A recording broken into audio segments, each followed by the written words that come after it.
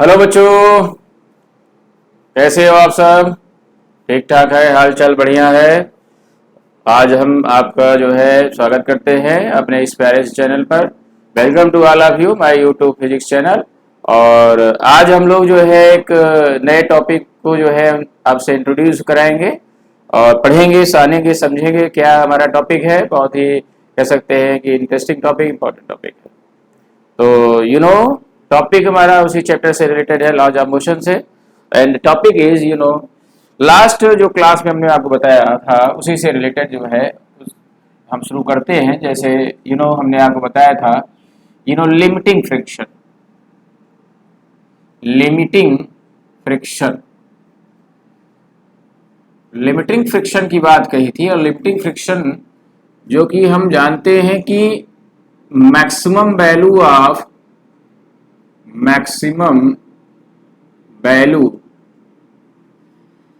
maximum value of static friction, ये है। यानी अगर दिखाया जाए तो स्टैटिक फ्रिक्शन जो है Fs, इसका मैक्सिमम मान, यही हमारा क्या है, लिमिटिंग फ्रिक्शन है। लिमिटिंग फ्रिक्शन है। ये मैंने आपको लास्ट वाले क्लास में बताया था, पिछले वाले क्लास में, कि स्टैटिक फ्रिक्शन का जो मैक्सिमम वैल्यू होता है वो हमारा लिमिटिंग फ्रिक्शन होता है।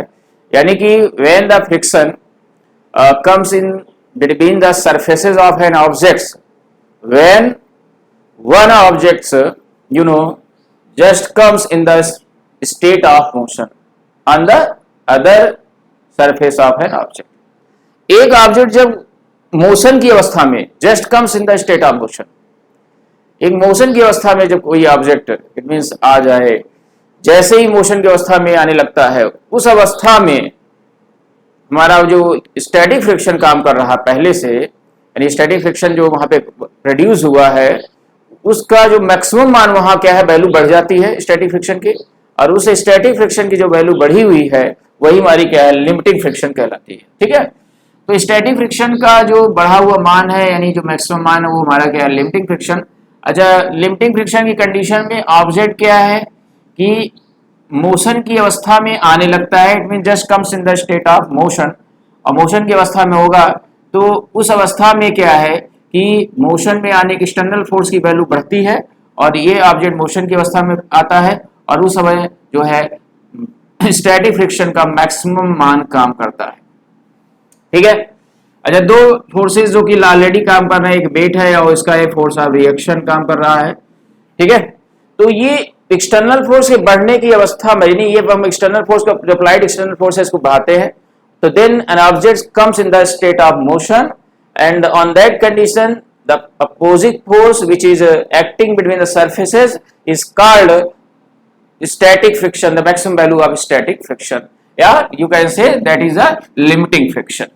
Okay, it is called limiting friction. तो limiting friction की बात हुई थी और limiting friction की बात हमने अभी बताई। तो ऐसे कंडीशन में जो limiting friction है, ये कुछ अलग अलग फैक्टर पे भी डिपेंड करता है और इस फैक्टर को हम लोग यहाँ थोड़ा डिस्कस करेंगे कि लिमिटिंग फ्रिक्शन के जो डिपेंडेंस फैक्टर हैं, डिपेंडेंस फैक्टर वो कौन कौन से हैं। सबसे पहले अगर बात करें, लिमिटिंग फ्रिक्शन जो हमारा यहाँ पे काम कर रहा है वो जो है यानी कि स्टैटिक फ्रिक्शन का जो मैक्सिमम मान है, वो सबसे पहले बात करें तो depends upon the nature of the surface. Nature of the surface पर डिपेंड करता है।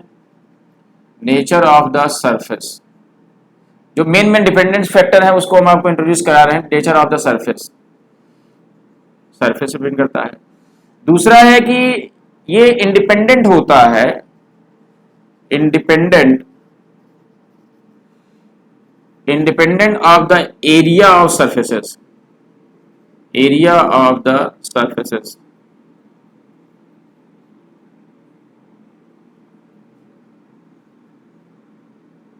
Surfaces, okay.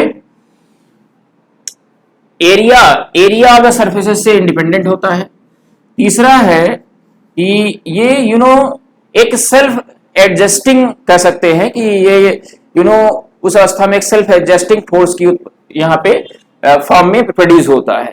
That is a self adjusting force, और सेल्फ एडजस्टिंग फोर्स होने के कारण सेल्फ एडजस्टिंग फोर्स है,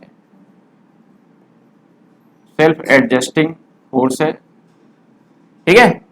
और साथ में ये रिएक्शन फोर्स ऑफ रिएक्शन के भी डायरेक्टली प्रोपोर्शनल होता है। चौथा हम क्या कह सकते हैं कि जो लिमिटिंग फ्रिक्शन है यानी एफ एक्स का मैक्सिमम मान directly proportional to the force of reaction R, and F S max equal to proportional का साइन हटेगा तो यहाँ पे एक कांस्टेंट आएगा, वो हमारा म्यू है, और म्यू है, और यहाँ पे ऐसे कंडीशन म्यू एस कहा जाएगा क्योंकि स्टैटिक फ्रिक्शन का मैक्सिमम मान है तो म्यू एस रखेंगे, mu S R, that is this, okay. तो then mu S equal to the coefficient of static friction,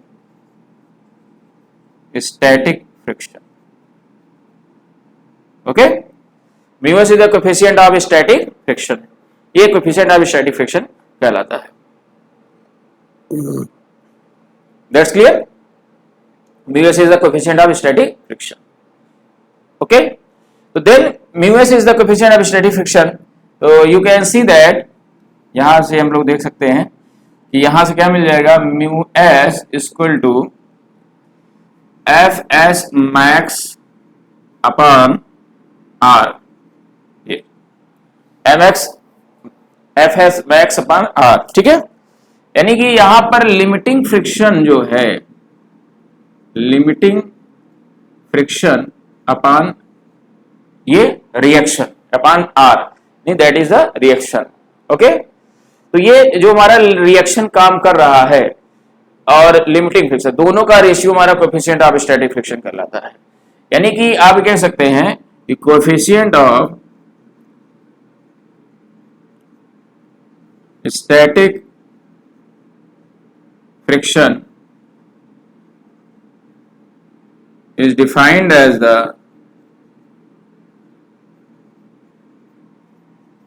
ratio in between limiting friction to the normal reaction, limiting friction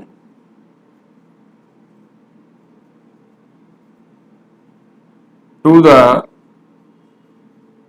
normal reaction,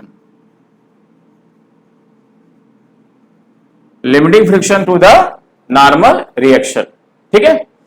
तो ये चीजें ध्यान देने की बात है कि हमारा जो ये म्यू एस है ये कोएफिशिएंट ऑफ स्टैटिक फ्रिक्शन है, जो लिमिटिंग फ्रिक्शन की कंडीशन में ये प्रोड्यूस होता है, और लिमिटिंग फ्रिक्शन की जो कंडीशन आती है तो ये रिएक्शन के डायरेक्टली प्रोपोर्शनल होगा। और रिएक्शन यानी कि ये जो आर की वैल्यू है ये जितना ज्यादा वर्क करेगा, जितना ये ज्यादा होगा आर, जितना ये रिएक्शन सरफेस पर ज्यादा रिएक्ट करेगा उतना ही हमारा फोर्स ऑफ फ्रिक्शन क्या होगा, मान ज्यादा होगा। अच्छा, दूसरी चीज ये है कि जो हमारा लिमिटिंग फ्रिक्शन होता है, ये लिमिटिंग फ्रिक्शन काइनेटिक फ्रिक्शन से ये क्या है उस अवस्था में ज्यादा होता है, ठीक है।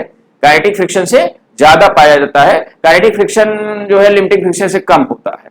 तो यहाँ पे limiting friction is more than the kinetic friction, जो हम लोग आगे बात करेंगे, एक फ्रिक्शन आउट पाया जाता है काइनेटिक फ्रिक्शन, उस अवस्था में ज्यादा होता है। तो यहाँ पर रिएक्शन पे डिपेंड दोनों करेंगे, यहाँ पे रिएक्शन पर डिपेंड करेंगे, या फिर लिमिटिंग फ्रिक्शन भी और साथ में काइनेटिक फ्रिक्शन भी रिएक्शन पर डिपेंड करता है। तो ये लिमिटिंग फ्रिक्शन यानी स्टैटिक फ्रिक्शन का जो मैक्सिमम मान है आर के डायरेक्टली प्रोपोर्शनल होगा। इसका मतलब यह है कि जितना ज्यादा हम इस पर जो है इट मींस ये एक्सटर्नल फोर्स अप्लाई करेंगे तो रिएक्शन उतना ही ज्यादा इस पर काम करेगा, और रिएक्शन ज्यादा काम करेगा तो उस अवस्था में हमारा जो है ये जो मैक्सिमम जो हमारा स्टैटिक फ्रिक्शन है ये क्या है, बढ़ेगा, है ना। यानी कि ये ज्यादा से ज्यादा ये क्या होगा, इसकी वैल्यू इंक्रीज होगी, यानी कि आर के इज डायरेक्टली प्रोपोर्शनल है एफ एस मैक्सिमम, ठीक है। तो F S maximum is directly proportional to the R, reaction पर डिपेंड करेगा, रिएक्शन पर काम करेगा। भाई जाहिर सी बात है कि अगर हम यहाँ पे इसकी वैल्यू बढ़ाते जाए, जितना हमारा वेट बढ़ेगा उतना ही बढ़ेगा, और इस पर जितनी सरफेस के बीच में जो भी रबिंग प्रोसेस या कांटेक्ट प्रोसेस ज्यादा होगा, अब ये रखा हुआ है इस पर कोई जो है इट मीन्स कह सकते हैं रबिंग प्रोसेस नहीं हो रहा है, या जो सरफेस है या जो इट मीन कॉन्टेक्ट सरफेस है ये ज्यादा जो है सरफेस के ऊपर जो है इट मीन रोल या स्लाइड नहीं हो रहे हैं, तो उस अवस्था में रिएक्शन जो है क्या होगा, कम काम करेगा। लेकिन जैसे जैसे ये काम करना ज्यादा होगा, यानी फोर्स हम ज्यादा इस पर अप्लाई करेंगे एक्सटर्नल, तो ज्यादा इस पर रब और स्लाइड होगा, और स्लाइड होने पर रिएक्शन का मान ज्यादा होगा, और उस अवस्था में हमारा जो काइनेटिक फ्रिक्शन का मान, ये स्टैटिक फ्रिक्शन का जो मैक्सिमम मान है वो बढ़ेगा। ठीक है, तो इसमें स्टैटिक फ्रिक्शन का मान ज्यादा होगा, यानी मैक्सिमम वैल्यू अडॉप्ट करेगा, यानी कि ये लिमिटिंग फ्रिक्शन की अवस्था को प्राप्त कर लेगा। ठीक है, तो हम कह सकते हैं कि लिमिटिंग फ्रिक्शन जो है हमारा स्टैटिक फ्रिक्शन का मैक्सिमम मान रिएक्शन नॉर्मल रिएक्शन के डायरेक्टली प्रोपोर्शनल है। तो यहां से क्या मिलेगा, mu S equal to F S max upon R, यानी लिमिटिंग फ्रिक्शन अपॉन आर। तो that is the definition between the coefficient of static friction. Okay, तो यहाँ पे आप देख सकते हैं, तो ये हमारे जो है इट मींस कुछ डेफिनेशन है कोएफिशिएंट ऑफ स्टैटिक फ्रिक्शन के, और ये हमारा लिमिटिंग फ्रिक्शन था जिसको हमने अभी इसके पहले वाले में एक्सप्लेन किया था। एंड आफ्टर दैट हम जो है यहाँ पर जो हमारा नेक्स्ट टॉपिक रहेगा वो हमारा है काइनेटिक फ्रिक्शन। इसको हम लोग नेक्स्ट टाइम पढ़ेंगे। इसको आप इतना जो है कंफर्म कर लें, इसको लिख लें, और ये हमारा एक रिलेशन इसको याद रखें, यहाँ F S equal to F S max equal to mu S R, और ये हमारा जो है mu S equal to F S max upon R के बराबर होता है कोएफिशिएंट ऑफ स्टैटिक फ्रिक्शन। ठीक है स्टूडेंट, तो I will next time same time. Okay, thank to all of you.